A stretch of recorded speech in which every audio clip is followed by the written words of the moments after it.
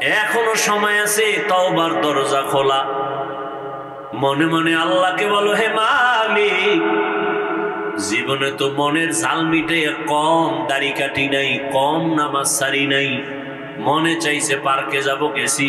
ও আল্লাহ, মনের শখ মিটে কত গুনাহ করেছি, আজকে থেকে তওবা করতেছি, আর দাড়ি কাটবো না, নামাজ ছাড়বো না, বেপরদায় চলবো না। মা বাবার দোয়া নিয়া, শিক্ষকের দোয়া নিয়া, উলামায়ে কেরামের দোয়া নিয়া, নবীর আদর্শ মেনে চলবো। আল্লাহর কাছে মন খুলে তওবা করো। আল্লাহ তওবার দরজা খুলে রাখছেন। ও আল্লাহ, কত বড় বড় বড় বড় নাফরমান গুনাহগারকেও তো তুমি ক্ষমা করেছো। আজ আমি তোমার দরবারের গুনাহগার ক্ষমা চাই। জীবনে গুনাহ তো কম করি নাই, হাতের গুনাহ, চোখের গুনাহ, জবানের গুনাহ, অন্তরের গুনাহ। ও আল্লাহ, আজকে থেকে গুনাহ মুক্ত হতে চাই। তুমি রিজিকের মালিক, তুমি সম্মানের মালিক, তুমি হায়াত দেয়ার মালিক। ও আল্লাহ, আজকে থেকে তওবা করলাম, আর তোমার নাফরমানি করব না। মা বাবার দোয়া নিয়ে চলবো, উলামায়ে কেরামের পরামর্শ নিয়ে চলবো, শিক্ষকের দোয়া নিয়ে, নবীজির আদর্শ মেনে চলবো। অন্তরে যদি তওবার নিয়ত থাকে, আল্লাহ পাক মুহূর্তে তোমাকে কবুল করে নিবেন। জানি না কার অন্তর তৈরি হবে, জানা নাই। আল্লাহ সবাইকে খাঁটি তওবা ওয়ালা জিন্দেগি দান করেন। ইয়া আইয়ুহান নাবিয়্যুত্তাকিল্লাহ ওয়া লা তুতি'ল কাফিরিনা ওয়াল মুনাফিকিন। হে নবী, আমি আল্লাহকে আপনি ভয় করেন, কাফের মুনাফিকের অনুসরণ করবেন না। নবীকে আল্লাহ বলতেছেন ভয় করার জন্য। এখন আমি যদি আপনাদের জিজ্ঞাসা করি, আপনারা কি আল্লাহকে ভয় করেন? আমার থেকে আরো হাই আওয়াজ দিয়ে সবাই বলবে, হ্যাঁ, আমরা অবশ্যই আল্লাহকে ভয় করি। অথচ এমন মুমিন আছেন, আল্লাহকে ভয় করিয়া পরে বলেন আল্লাহকে ভয় করি, অথচ সুদের সাথে জড়িত। আল্লাহকে ভয় করেন, মিথ্যা বলেন। আল্লাহকে ভয় করেন, দোকানের মধ্যে লোন ছাড়া ব্যবসা চলে না। আমি 5 বেলার নামাজ পড়ি, আল্লাহকে ভয় করি। আপনি নামাজ বাদ দিয়া বলেন আল্লাহকে ভয় করি। আমি দাড়ি লম্বা করে বলি আমি আল্লাহকে ভয় করি। আপনি দাড়ি বাদ দিয়া বলেন আল্লাহকে ভয় করি। আমি 5 ওয়াক্ত নামাজ ঠিক মতো আদায় করে বলি আল্লাহকে ভয় করি। আপনি নামাজ না পড়ে বলেন আল্লাহকে ভয় করি। আমি হালাল খানা খাইয়া বলি আল্লাহকে ভয় করি। আপনি হালাল বাদ দিয়ে চলেন আর বলেন আল্লাহকে ভয় করি। 2 ভয় কি সমান? মূলত আপনি ভয় করেন না। ভয় কি জিনিস? বলে একটা সন্তান মা বাবাকে ভয় করে। প্রমাণ? বলে মা বাবার সামনে একটা সন্তান অন্যায় করে না কেন? বলে শাস্তির ভয়। একটা ছাত্র শিক্ষকের ভয় করে। প্রমাণ? বলে শিক্ষকের সামনে ছাত্র অন্যায় করে না, শাস্তির ভয়। ঠিক এই জমিনে যেই মানুষ আমার আল্লাহকে আসলেই ভয় করবে, ওই বান্দা গলায় ছুরি লাগাবে, দাড়ির মধ্যে অস্ত্র লাগাবে না। তাহলে বোঝা গেল আসলে ভয় আপনার আমার মধ্যে নাই। আর এই ভয়টা নাই, আবার মায়ের গর্ভ থেকে ভয় আনা যাবে না। ভয়টা অর্জন করতে হবে অন্যের থেকে। বলে কার থেকে অর্জন করব? লিকুল্লি শাইইন মাদিনুন ওয়া মাদিনুত তাকওয়া কুলুবুল আরিফিন। ভালো ভালো জিনিস রাখার গোডাউন আছে, তাকওয়ার গোডাউন হলো আল্লাহর প্রিয় বান্দাদের কলব।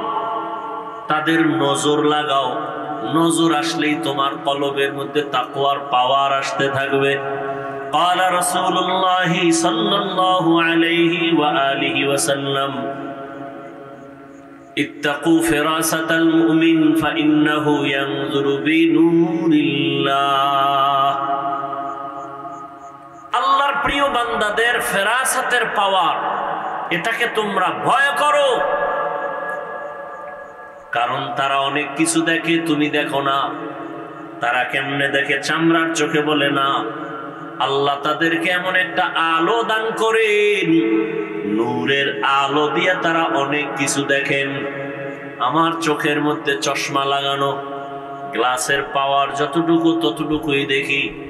এমনও পাওয়ারওয়ালা ক্যামেরা আছে, গ্লাসের পাওয়ার এত বেশি 1000 মাইল দূর থেকেও সব স্পষ্ট দেখা যায়নি। কথা বলো না কেন? যায়। কলব, আমাদের ভেতরে একটা কলব আছে, এই কলবটা এমন, এর পাওয়ার কমে আর বাড়ে। আলা ইন্না ফিল জাসাদি মুদগাহ ইযা সালুহাত সালুহাল জাসাদু কুল্লু ওয়া ইযা ফাসাদাত ফাসাদাল জাসাদু কুল্লু আলা ওয়া হিয়াল কলব। রহমতের নবী বলেন, মানুষের মধ্যে যে কলব আছে এটা গোশতের একটা টুকরা। এই টুকরাটা ভালো থাকলে পুরা বডি ভালো, ভেতর বাহির ভালো। আর এই টুকরা যখন খারাপ হয়ে যায়, ভেতর বাহির পুরাটা খারাপ। ওই টুকরার নাম কলব। রহমতের নবী বলেন, মা মিন মাউলুদিন ইল্লা ইউলাদু আলাল ফিতরা। জমিনে যখন কোন সন্তান আসে, তার কলবটা থাকে আয়নার মতো স্বচ্ছ। ফাআবাওয়াহু ইউহাব্বিদানিহি আও ইউনাসসিরানিহি আও ইউমাজ্জিসানিহি ইলা আখিরিল হাদিস। নবী বলেন, মা বাবা ওই সন্তানের অন্তরটাকে নষ্ট বানায়, মূর্তি পূজারী বানায় মা বাপ, অগ্নি পূজারী বানায়, গায়রুল্লাহর গোলাম বানায় মা বাবা। অন্য হাদিসে রহমতের নবী বলেন, মানুষ যখন একটা অন্যায় করে, গুনাহ করে, ওই টুকরাটার মধ্যে একটা কালো দাগ পড়ে, আর একটা গুনাহ করে আর একটা দাগ পড়ে, আবার গুনাহ করে আবার দাগ পড়ে। কালো দাগ পড়তে পড়তে কলবটা কালো পর্দায় আবৃত হয়ে যায়। তখন আর সামনে কিছুই দেখে না। তখন ভালোটারও খারাপ বলে। টুপি মাথায় দেওয়া ভালো, নামাজ ভালো, রোজা ভালো, সব ভালো, বান্দা এরপর পরে খারাপ। এই যে বৃষ্টি চলে, যারা টিনের ঘরে ঘুমায়, কি মজার আওয়াজ। এখন কয় যে মজা তো লাগে এক মজা, আর এক মজা খাওয়ানোর কি বলে খিচুড়ি পাকাও গরুর গোশত দিয়া। কি দিয়া বলেন না কেন? গরুর গোশত দিয়া খিচুড়ি, আর এই টাইমে সেই মজা। ঘরের মধ্যে 10 জন আছে, মজা করে খাবে, কিন্তু একজন বলে আমার সামনে আনবি না, গরুর খিচুড়ি খাবো না, পারলে 1 ফোঁটা বিষ দে। খিচুড়ি ঝামেলা না তার ভেতরে ঝামেলা? খিচুড়ির বারবার বলে এটা খারাপ খারাপ, গরুর খিচুড়ি খাওয়া যাবে না। সবাই বলে আমরা মজা করে খাবো, তুমি এটার বদনাম করো কেন? বলে না, খিচুড়ি আসলে ভালো, তোমার পেট খারাপ। কি খারাপ? তাড়াতাড়ি পেটের চিকিৎসা নাও, তোমার সমস্যা হয়ে গেছে। নামাজ ভালো, রোজা ভালো, তাবলীগ ভালো, উলামায়ে কেরাম ভালো, জিকির ভালো, পাগড়ি ভালো না খারাপ? বলেন। যারা বলে তাবলীগ ভালো না, যারা বলে টুপি ভালো না, দাড়ি ভালো না, পাগড়ি ভালো না, জিকির ভালো না, তেলাওয়াত ভালো না, ওয়াজ মাহফিল ভালো না, তাদের কলব খারাপ। কি খারাপ? কলবের চিকিৎসা করো। কলবের চিকিৎসা কেমনে করবা? এই যে বডিটার উপরে কত না ক্রিম মাখি, বারবার আয়না দেখি স্পট আছে কিনা, সুন্দরভাবে পরিচ্ছন্ন করি, কিন্তু এই বডির কোনো দাম নাই। এটা একটা কাভার। ভেতরে আসল জিনিস চলে গেলে বলে এটা মানুষ না, মানুষের লাশ। ছেলে কান্দে, আব্বা নাই, সামনে সাদা কাপড়ে পেঁচানো, কে বলে এটা বাবার লাশ। তুই এরই তো বাপ ডাকলি এত বছর, এখন কেন বলো বাবা নাই? তাহলে তুই আসল বাবারে চিনুস নাই, আসল বাপ চলে গেছে, এখনকার বাবা নাই। তুই দেহটা পড়ে আছে বলে এটা বাবার লাশ, তাহলে তুই দেহটাকেই তো আব্বা কয়ে ডাকলি, এখনো তো সে আকৃতির দেহটা আছে, এখন কেন বলো বাবা নাই? তাহলে আসল বাবাকে চিনোই নাই। তাহলে তোমার আসল চেহারাটা, তোমার এই চেহারার দাম নাই, পোকায় খেয়ে ফেলবে চেহারা, কিন্তু তোমার ভেতরে আসল জিনিস, ওটার কয়েকদিন তুমি পরিষ্কার করছো। দেহটায় ময়লা লাগছে, সাবান লাগাও, না হয় মানুষ খারাপ বলবে। শরীরের কাপড়ে ময়লা সাবান লাগাও, কলবের মধ্যে গুনার ময়লা লাগছে, কয়দিন তুমি পরিষ্কারের চিন্তা করেছো? তোমার কলবের ভেতরে অহংকারের ময়লা, তোমার কলবের ভেতরে হিংসার ময়লা, নিজেরে বড় মনে করো, অন্যকে ছোট মনে করো, অন্যের ভালো পছন্দ করো না, নিজের ছেলে লেখাপড়া করে না এ নিয়ে ভাবো না, অন্যের ছেলে পাশ করলো, নাম্বার বেশি পেলো, মাথা গরম। আছে না নাই? কলবের ভেতরে তোমার হিংসার ময়লা, অহংকারের ময়লা, কলবের ভেতরে কিবিরের ময়লা, অহংকার, আমি ভালো, আমার সব ভালো। এই ময়লা সাফ করো। এই ময়লা সাফ করার জন্য হসপিটালে যাও, অপারেশন করো। এই ময়লা সাফ করার হসপিটাল হলো উলামায়ে আহলে হকের মজলিস। قال رسول الله صلى الله عليه وآله وسلم عليك بمجالسة العلماء واسمع كلام الحكماء فإن الله لا يحيي القلب الميت بنور الحكمة كما يحيي الأرض الميتة بوابل المطر। লুকমান হাকিম তার সন্তানকে উপদেশ দিতেছেন, রহমতের নবী সেই কথাটা সাহাবায়ে কেরামদেরকে রিপিট করতেছেন।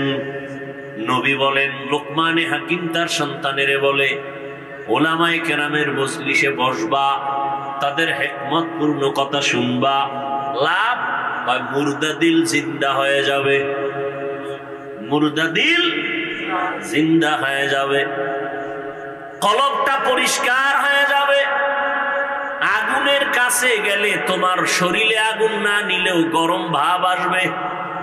আতরের দোকানে দাঁড়াইলে আতর কিনতে পারো, ভালো, পারো নাই ফাও নাও, কয় ভালো, কয় ভাও দেয় না, কারণ অন্তত ঘেরান পাইবা। ঠিক নেই?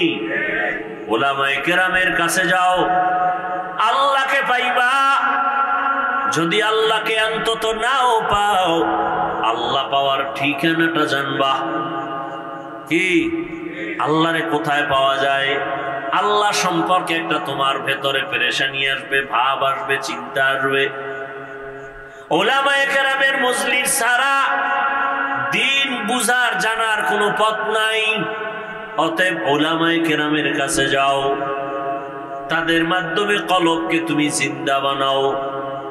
জমিনে সূর্যের গরম লেগে যেমন পুরাটা ফেটে যায়, হাত চাষাবাদ চলে না, ফসল উৎপাদনের ক্ষমতা হারিয়ে ফেলে, আবার আল্লাহর বৃষ্টি দিয়ে মুহূর্তে জমিনটা নরম হয়ে যায়, ফসল উৎপাদনের ক্ষমতা ফিরে পায়। গুনাহ করে যারা কলবটাকে ভেঙে ফেলেছো, উলামায়ে কেরামের কাছে যাও। আল্লাহ রহমতের বৃষ্টি যখন দিবেন, আল্লাহওয়ালাদের নেক নজর যখন পড়বে, কলবটা এই পরিমাণ জিন্দা হবে। এখন তোমার নামাজ পড়তে ভালো লাগে না, তখন নামাজ না পড়লে ভালো লাগবে না। এখন তোমার রোজা রাখতে ভালো লাগে না, তখন তোমার রোজা না রাখলে ভালো লাগবে না।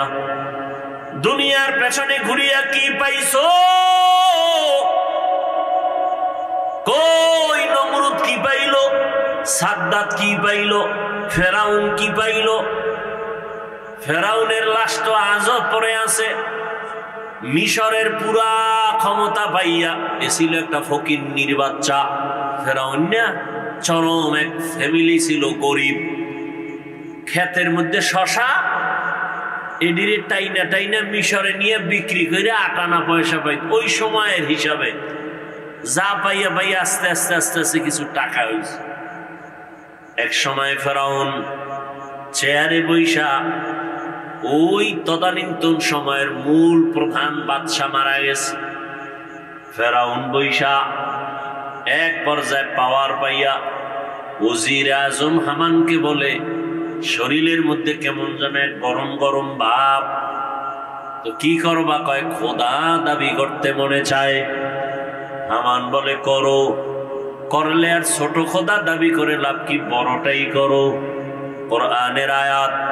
ফেরাউন বলল, আনা রব্বুকুমুল আ'লা, আমি শুধু খোদা না, বরং সব খোদার বড় খোদা। সেই ফেরাউন মাটি গ্রহণ করে নাই,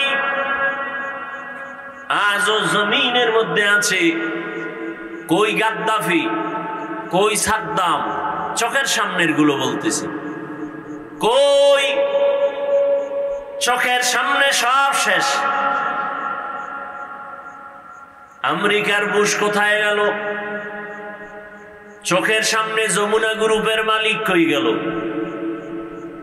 মহামারী করোনায় আক্রান্ত হয়ে গেল, ডাক্তারকে বলে কত হাজার কোটি টাকা চাও স্পেশাল ফ্লাইটে আমাকে সিঙ্গাপুরে নাও। টাকা দিতে চাইলো, কিন্তু কেউ দেহর মধ্যে রুহুটা ফিরায় দিতে আর পারলো না। সাদা কাফনের প্যাকেট হয়ে চলে গেল। কই বিল্ডিং ওয়ালা? বিল্ডিং পড়ে আছে, বিল্ডিং ওয়ালা নাই। তো দুনিয়া দুনিয়া যারা করো, কত যুবক চোখের সামনে হঠাৎ বলে বুকে ব্যথা, দইরা দেখে নাই। এক যুবক সন্তান এলাকায় সবাই তারে ভালো জানে, সিঙ্গাপুরে যাবে, ভিসা হইছে কয়েক মাসের মধ্যে চলে যাবে, ফ্লাইট আসবে, ভিসা হয়ে গেছে। আদরের সন্তান, কয়েকদিন আগের ঘটনা, সকাল 8টা-9টায় বলে আম্মু আমি একটু দোকানে যাই। কেন? বলে আমার বন্ধু ডাকছে, একটু চা পান করবে, একটু চা খাই আসি। তো মোটর বাইক নিয়ে রওনা হয়েছে, এমন ভাবে অ্যাক্সিডেন্ট হয়ে গেল, জায়গায় শেষ। সিঙ্গাপুরের ভিসাও রেডি, কিন্তু কবরের ভিসা যাচ্ছে কে জানে। বন্ধুর সাথে আর দেখাও হলো না। কি পরিমাণ যুবক বাইক অ্যাক্সিডেন্টে মরে যায়, ওটি তো আর বুড়ারা উঠে না। ওই মরণস্ত্র যুবকদের বাইক চালায় যারা, এটা একটা নতুন মরণস্ত্র।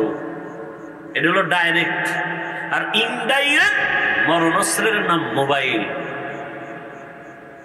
এটা তোমার ডাইরেক্ট মারবে না, আস্তে আস্তে কিডনি খাবে, হার্ট দুর্বল করবে, ব্রেন দুর্বল করবে। এই মোবাইলে চোখের পাওয়ার নষ্ট করে। এ বানায় বলতেছি, লজ্জা শরম না থাকলে কি করার? সারা রাত এই মোবাইলটা নিয়ে যারা চোখের জেনা করে, কানের জেনা, হাতের জেনা, জবানের জেনা, অন্তরের জেনা করে সারা রাত, এরে কি বয়ান দিলে বুঝে আসবে? বুঝে আসে না। ওই যে শুরুতেই বলছিলাম, বুঝ নাই।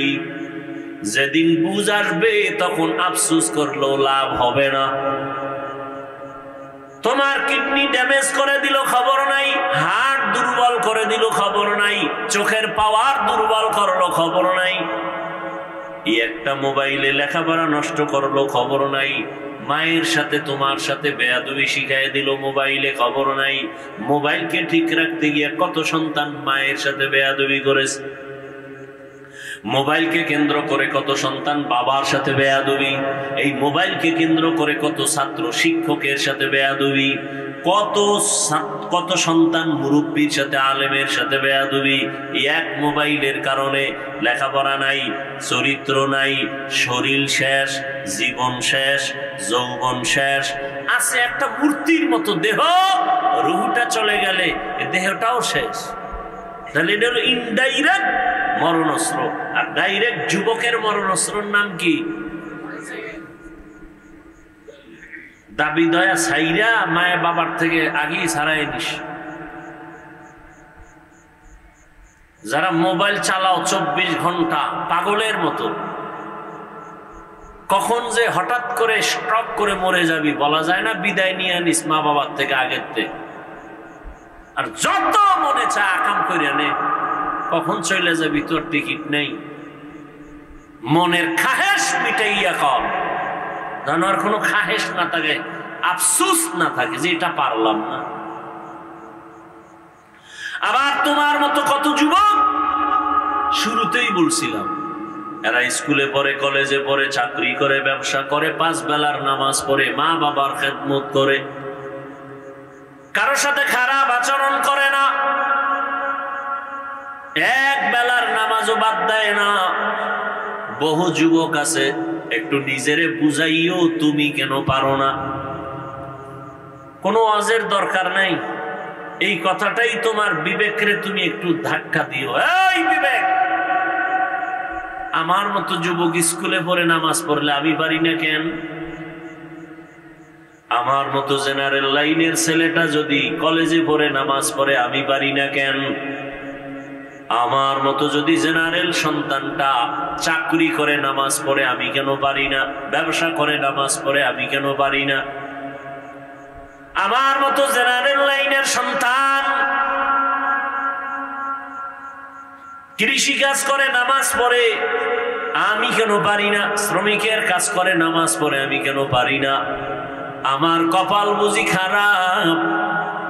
এই জন্য সারা বাংলাদেশে ঘুরে ঘুরে বলি, যুবক বাবারা, স্কুলে পড়ো, কলেজে পড়ো, চাকরি করো, ব্যবসা করো, বাধা নাই। তুমি ডাক্তার হও, ইঞ্জিনিয়ার হও, প্রফেসর হও, তুমি একজন ওসি, ডিসিএসপি হও, সাংবাদিক হও, তবে দাবি আমার একটা, বেয়াদব হইও না রে বাবা। বেয়াদব হইও না কথার ব্যাখ্যা, 3 জায়গায় বেয়াদবি করবা না, করলে ঘুমের ভিতরে মরণ, পঙ্গু হয়ে মরবি। এক, মা বাবার সাথে বেয়াদবি করবা না, কারণ মা বাবার বরদোয়া লাগলে মরার আগে পঙ্গু, মরার পরে না আগে। খুব সাবধান।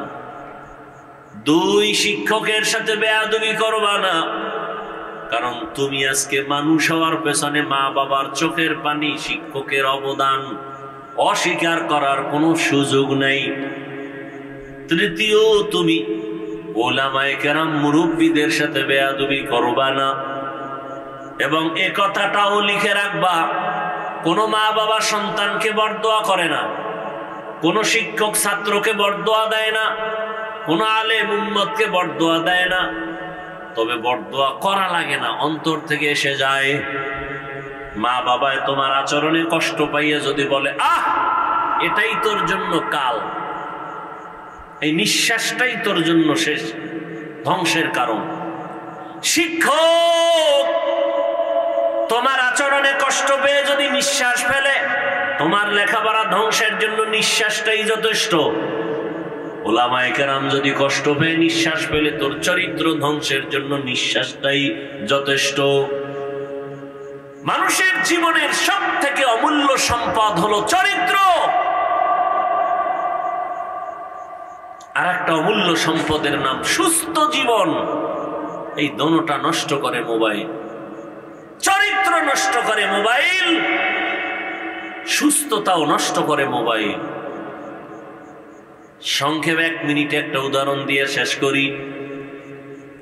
আল্লাহর দেওয়া মানুষের সুস্থতার জন্য আল্লাহ দিয়েছেন অমূল্য একটা সম্পদ, ফ্রি রাতের ঘুম।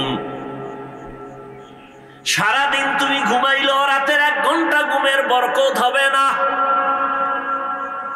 সেই রাতের ঘুম শরীরের ঔষধ, তাও কিন্তু প্রথম রাতের অংশের ঘুম ঔষধ না, রাতের শেষ অংশের ঘুম ঔষধ না, মধ্যখানের ঘুম। কোন ঘুম? রাতের মধ্যখান সময়ের ঘুম শরীরের মহা ঔষধ। আর সেই ঘুমটাকে নষ্ট করো মোবাইল দিয়া, অনায়াসে অসুস্থ হয়ে যাবা, টের পাও না কেন? বয়স বাড়বে তখন সব টের পাইবা, অকাল মরণ হবে, অকাল। ইয়া আইয়ুহাল্লাযীনা আমানুত্তাকুল্লাহা ওয়াল তানজুর নাফসুম মা কদ্দামাত লিগাদিন ওয়াত্তাকুল্লাহ। তোমার এই জীবনের কোনো মূল্য নাই, তোমার আসল একটা জীবন আছে, পরকাল জীবন।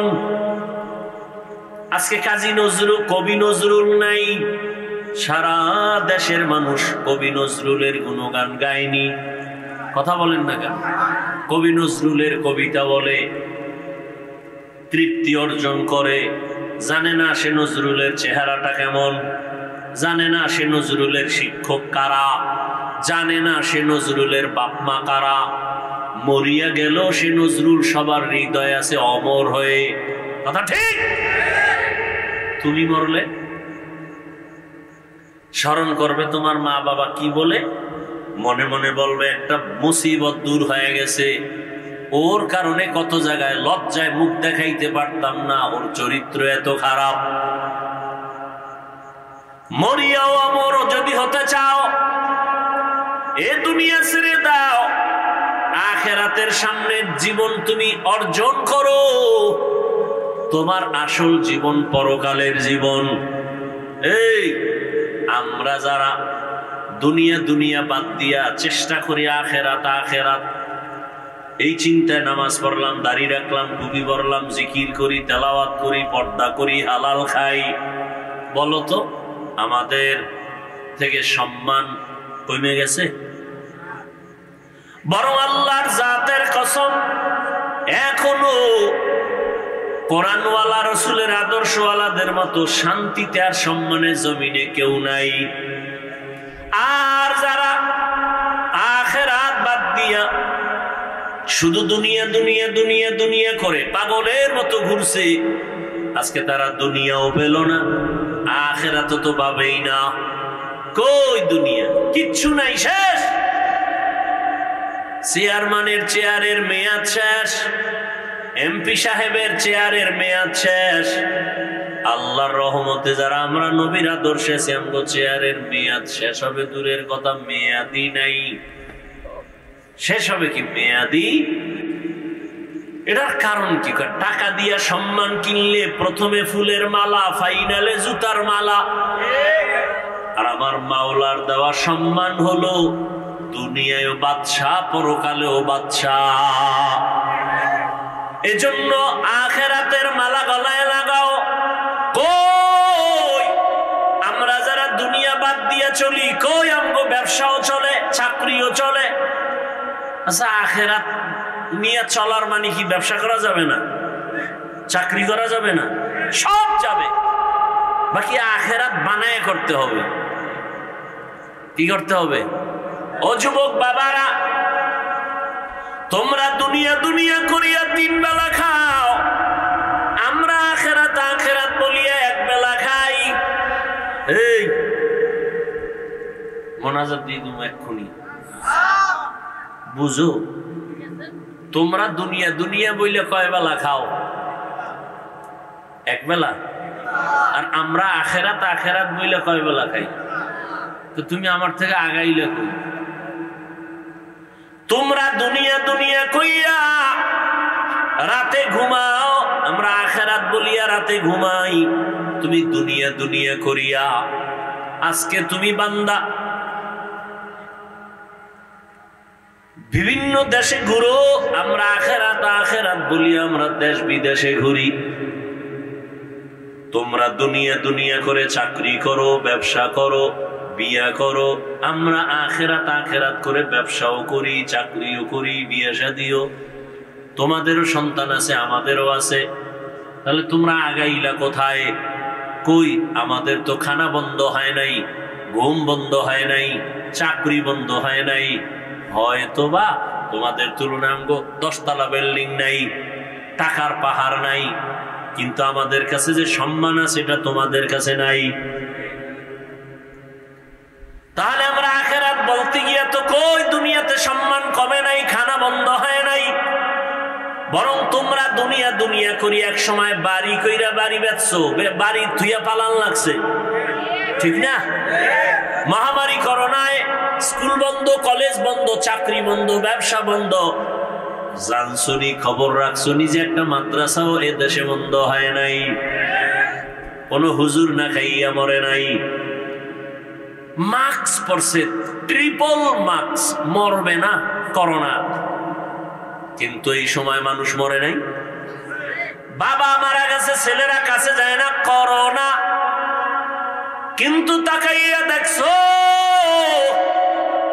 ওই সময় আমার দেশের টুপিওয়ালারা শত করোনার লাশ হাত দিয়া ধইরা, গোসল করাইয়া, কাফন পরাইয়া, জানাজা পড়াইয়া কবরে রাখছেন।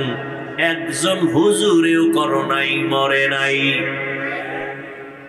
আর ট্রিপল মাস্ক ওয়ালারা মরে গেছে। সম্মান আমার আল্লাহর দেওয়া, এটা বড় দামি। এজন্য 1000 বছর আগে রহমতের নবী বলে গেছেন, চ্যালেঞ্জ দিয়ে গেছেন, দুই জিনিস ধরে রাখলে ঈমানও যাবে না, সম্মানও যাবে না। তারাকতু ফীকুম আমরাইন লান তাদিল্লু মা তামাসসাকতুম বিহিমা কিতাবাল্লাহি ওয়া সুন্নাত রাসূলি। দুই জিনিসের এক হলো কোরআন, দ্বিতীয় হলো রাসূলের সুন্নাত আদর্শ। ও মুসলমান যুবক বাবা, আমাকে জবাব দাও, নবীজির রেখে যাওয়া আদর্শ এটা মানবে হিন্দুরা, বৌদ্ধরা, খ্রিস্টান? নবীজির রেখে যাওয়া আদর্শ মানবে কারা? কোন দেশের? লন্ডন? কোন দেশ বলেন? সারা দুনিয়ার মুসলমান শুধু এই নাগরপুরের ডাবাত না? আপনাদের জন্য আলাদা কিছু না? আপনারা মুসলমান না? কোনটা মানেন না কেন? রসুলের আদর্শ মানলে ক্ষতি হয়। একজনে বলেন হ্যাঁ রসুলের আদর্শ মানলে ক্ষতি। আল্লাহর কসম আমি এখন নবীর আদর্শ বাদ দিয়ে দেব, আমি বাদ দেব। বলে দাড়ি রাখলে ক্ষতি হয়? তাহলে আমি দাড়ি কাটবো, এখন কাটবো, কোনো কথা নেই। নামাজ পড়লে ক্ষতি? বরং দাড়ি না রাখলে কি ক্ষতি? 1 নাম্বার, এই লেখা রাখ, ঘরের দরজায় টানায় রাখবি। দাড়ি কাটলে 1 নাম্বার ক্ষতি, যৌবন চলে যাবে। এই দাড়ি কামান্যার প্রবণতা যেদিন বাড়ছে সেদিন থেকে হারবাল কোম্পানিও বেড়ে গেছে। কারণ যৌবন নাই, হারবাল ছাড়া উপায় নাই। হাসিও না, খুব হিসাব করে কথা বলতেছি। তোর কপাল পুরলে কি করার? ওই যে বুঝ নাই। 1 নাম্বার শাস্তি, দাড়ি কাটলে কি থাকবে না? 1 নাম্বার শাস্তি। আল্লাহ আমাদের হেদায়াত দান করুন। আরো কত কত এগুলো বলবো না। আল্লাহ যদি হেদায়াত দেয় দিব, তো আমার সবাই জান্নাতে নেওয়া তো ফরজ না। দাওয়াত দিলাম, এটা আমার দায়িত্ব। মানবেন কিনা সে দায়িত্ব আপনার, বলবো কিনা সে দায়িত্ব আমার। কেমনে আর বুঝাবো? রসুলের আদর্শ থেকে আরো সুন্দর আদর্শ কারো কাছে আছে? থাকলে বলেন আমি নবীরটা বাদ দিয়ে তাত্রা নিব। কেউ যদি বলতে পারেন হাফিজ ভাই নবীজির আদর্শ থেকে আর একটু সুন্দর আদর্শ হলো শেখ মুজিবুর রহমান সাহেবের ভেতরেরটা, নাউজুবিল্লাহ পরে খাও, কি কই এটা হলো? আমি নবীরটা বাদ দিয়া শেখ মুজিবেরটা নিব। খুব খেয়াল করো। কেউ যদি বলতে পারো নাগরপুরের জমিনে দাঁড়াইয়া নবী মুহাম্মদের আদর্শ থেকে একটু ভালো জিয়াউর রহমান সাহেবের আদর্শ, আমি নবীরটা বাদ দিয়া খোদার কসম জিয়াউর রহমানেরটা নিব, সাহস আসেনি বলার মতো? তাহলে শুনে নাও আমার থেকে, জিয়াউর রহমান বুঝি না, শেখ মুজিব বুঝি না, দুনিয়ার সব মানুষের আদর্শ না পাক, একমাত্র রসুলের আদর্শই হলো পাক। দুনিয়ার সব মানুষের বানানো আদর্শ, আব্রাহাম লিঙ্কনের আদর্শ, মাও সেতুনের আদর্শ, লেনিনের আদর্শ, কার্ল মার্ক্সের আদর্শ, সব না পাক। গণতন্ত্র, নারী পুরুষ সমান অধিকার, হ্যাঁ সমান অধিকার নারী পুরুষ, কি বুঝাইতে চায়? সহজটা বুঝাইলে তো উল্টাটা বুঝে। কি? পুরুষ যেমন 4 বিয়ে করতে পারবে, নারীও 4 স্বামী রাখবে। তাসনিমা নাসরিন বলছিল, আমার পেট আমার শরীরের অংশ, আমার পেটে বাচ্চা নিব যেখান থেকে মনে চায় সেখান থেকে। একজন স্বামী আমাকে বাচ্চা দিবে, এটা হতে পারে না। এটা কেমন পেট? আমগো দেশের কুকুর নিয়ে আছে, যেখান থেকে মনে চায় সেখান থেকে বাচ্চা নেয়। এই পেট মানুষের না কুত্তির? এই কুকুরনির পেট। এটা জানোয়ারের পেট হতে পারে, পশুর হতে পারে, মানুষের হতে পারে না। তাসলিমা পশু না মানুষ? মানুষ। কেমন মানুষ? MBBS doctor. কি ডাক্তার? এমবিবিএস ডাক্তার হইয়া কেন এমন পশুত্বের আওয়াজ? একমাত্র কারণ হলো তাফাক্কুহ ফিদ্দীন নাই, দিনের বুঝ নাই। আর দিনের বুঝ না থাকার কারণ হলো কোরআনের আলোর সাথে তার কোনো সম্পর্ক নাই। ঢাকা কলেজের প্রফেসর আহমদ শরীফ সে বলে আমি মরণ বিশ্বাস করি না, কবর বিশ্বাস করি না। ছেলে মেয়েরে বলে গেল আমি মরলে মানে কবর টবর দিবি না। ঠিকই কপাল খুলে গেছে ফেরাউনের মতো, ওর আর কবর টবর হয় নাই। ছেলে মেয়েরা বাবার দেহটাকে হসপিটালে দান করে দিয়েছে, দেহ দান, আর কবর হয় নাই। তো কেমন সান কপাল যে মাইয়া বলারা যে একটু যে কবরের পাশে দাঁড়াবে, কবরও নাই। ও আমার বাবারা, তাহলে পুরো বয়ান মনে রাখতে পারবা না। দুই তিনটা কথা মনে রাখো। এক, তোমরা দুনিয়া দুনিয়া কইরা কত উপরে গেছো, আর আমরা আখিরাত কইরা কইরা কত নিচে নামছি। হিসাব মিলাবা, এটা হিসাব মিলা একটা লাইনে যাও। নাম্বার দুই, তোমার মতো জেনারেল লাইনের মানুষগুলো যদি জেনারেল পথে থাইকা 5 ওয়াক্ত নামাজ পড়ে, তুমি পারো না কেন? এটাও তুমি মিলাও। দুই, তিন নম্বরে মদিনা বলা নবীর আদর্শ থেকে যদি আরো ভালো আদর্শ থাকে দেখাও, আমরা নিব। কিন্তু আজও পর্যন্ত কেউ প্রমাণ করতে পারে নাই। আজকে যদি নবীর আদর্শ মতে জমিন চলতো, দুনিয়ায় মরার আগে মানুষ বেহেশত দেখা যাইতো। নবীর আদর্শ কত সুন্দর, কাউকে গালি দেওয়া যাবে না, মিথ্যা বলা যাবে না, কারো হক নষ্ট করা যাবে না। নবী কেমন কেমন নবী, কেমন আদর্শের নবী আমার। শুধু মানুষ সামনে আসতেছে কোরবানি, নবীর আদর্শ কেমন, একটা পশু জবাই করতে গিয়া আর একটা পশুর সামনে কইরো না, ওই পশু কষ্ট পাবে। তাহলে একটা পশুর কষ্ট ইসলাম বরদাস্ত করে না, সেখানে মানুষের কষ্ট কেন ইসলাম সমর্থন করবে? একমাত্র রাসূল বলেছেন, আল মুসলিমু মান সালিমাল মুসলিমুনা মিন লিসানিহি ওয়া ইয়াদিহি। খাঁটি মুসলমান ওই ব্যক্তি যার হাত আর জবান দ্বারা অন্য কষ্ট পায় না। একজনকে কথা দিয়ে কষ্ট দেওয়া হারাম, কাজের দ্বারা কষ্ট দেওয়া হারাম। কতটা সব ইসলাম সহজ, এটারে কঠিন বানায় দিছে কেউ কেউ। ইসলাম মানলেই মনে করে মানুষ, মনে হয় বিপদ, অথচ ইসলামটাই হলো মানুষের জন্য নিরাপদ। দেখা হলে আগে সালাম দিবে, ইসলাম। কিছু খাবে ডান হাতে খাবে, পান করবে ডান হাতে, ইসলাম। সালাম দিলে মোহাব্বত বাড়বে, তো শত্রুতা করবে কেন? বারবার যদি সালাম দেয় শত্রু মিত্র হয়ে যায়। তাহলে ইসলাম মানলে সালাম দিতে হবে, সালাম বাড়লে মোহাব্বত বাড়বে, শত্রুতা আর থাকবে। তখন আর মোবাইলে গোপন হত্যা হবে না। সালাম নাই, মোহাব্বত নাই। সালাম দেয় না এমন জায়গায় গিয়ে দেয় যারে দেওয়া জায়েজ নাই। মিস কল পাইছে আরে খালি সালাম।